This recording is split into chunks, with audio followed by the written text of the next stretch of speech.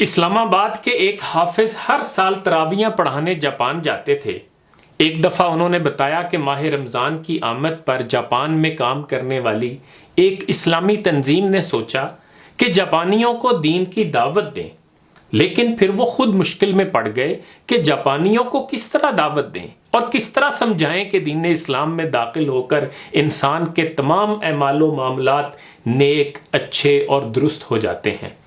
جاپانیوں کے تو بہت سے دنیاوی اعمال و معاملات مسلمانوں سے کہیں بہتر ہیں۔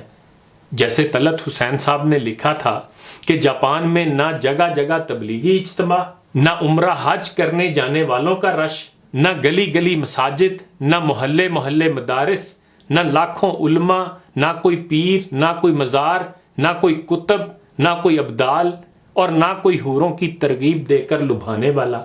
پھر بھی ان سب کے بغیر جاپان جنت نظیر۔ جاپان میں پچھلے 30 سال میں چوری نہیں ہوئی، نہ کوئی قتل ہوا، کوئی بھوکا نہیں سوتا۔ زلزلے کے وقت کیمپوں میں سب کچھ رکھ دیا جاتا ہے، کوئی ایک چھٹانک ضرورت سے زیادہ نہیں لیتا۔ دیانتداری میں دنیا میں پہلے نمبر پر ہے۔ سڑک پر 1 کروڑ پھینک دیں کوئی نہیں اٹھاتا۔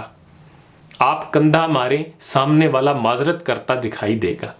ترقی اور ٹیکنالوجی میں دنیا سے 10 سال آگے جیتے ہیں۔ کام اتنا کرتے ہیں کہ وزیر اعظم ہاتھ جوڑ کے آرام کے مشورے دے۔ سگریٹ کی راکھ جھاڑنے کی ڈبیا جیب میں۔ صفائی اتنی کہ سڑکوں میں منہ نظر آئے۔ پابندی وقت اتنی کہ 5 منٹ ٹرین لیٹ ہو جانے پر پوری کمپنی بند۔ اخلاق اتنا بلند آپ حیرت سے منہ تکتے رہ جائیں۔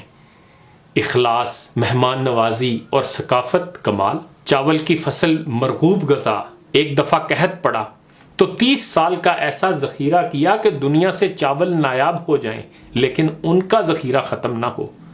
جس کے ہو گئے بس پتھر پر لکیر۔ 2 نمبری اور بے ایمانی کا تصور محال۔ ذہن میں سوال آتا ہے کہ وہ کس نظام، کس کتاب کے پیروکار ہیں؟ یہ تو علم نہیں۔ ہاں اتنا ضرور پتا ہے کہ وہ مسلمان نہیں ہیں، بلکہ انہیں مسلمان کرنے کا فریضہ مسلمانوں کو ہی انجام دینا ہے۔ سوچنے کی بات یہ بھی ہے کہ مادی ترقی اور دنیاوی معاملات میں بہتری کے عروج پر پہنچنے کے باوجود جاپانیوں کے پاس کس چیز کی کمی ہے کہ ایک خبر کے مطابق صرف پچھلے ماہ میں 2000 سے زائد جاپانی خودکشی کر چکے ہیں۔ یعنی وہاں کرونا سے اتنے افراد ہلاک نہیں ہوئے جتنے خودکشی سے ہوئے۔ کیا اس کا مطلب یہ نہیں کہ وہ دلوں کو اطمینان اور روح کو خوشی دینے والے اللہ کے ذکر سے محروم ہیں؟ روحانیت ہی میں اصل سکون و اطمینان ہے اور اس کی طرف مسلمان ہی انہیں لا سکتے ہیں، لیکن اس کے لیے مسلمانوں کو پہلے خود اپنے باطن اور ظاہر دونوں کو نبی کریم صلی اللہ علیہ وآلہ وسلم کی سیرت کے مطابق ڈھالنا ہوگا۔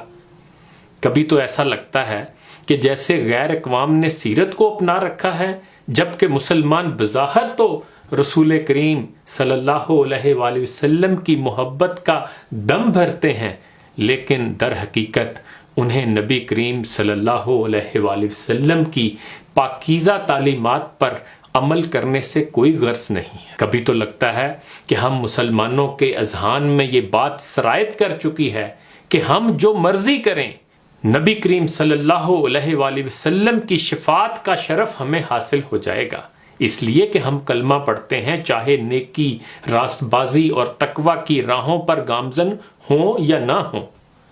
بے شک دوسروں کا حق مارتے رہیں، یتیموں کا مال کھاتے رہیں، معصوم بچوں سے زیادتیاں بھی کرتے رہیں، رشوت لیتے اور دیتے رہیں، حلال اور حرام میں فرق بھول جائیں اور کھانے پینے کی چیزوں میں ملاوٹ بھی کرتے رہیں، حتیٰ کہ جان بچانے والی ادویات میں بھی ملاوٹ کرتے ہوں، اور پھر ان سب 2 نمبریوں کے نتیجے میں روئے زمین پر پاسپورٹ آخری نمبروں پر آ جائیں تو آخرت میں کیسے پہلے نمبر پر آئیں گے جب تمام برائیاں ہماری جیب میں ہوں گی؟ اقبال نے بھی ہماری تصویر کشی ٹھیک ہی کی تھی۔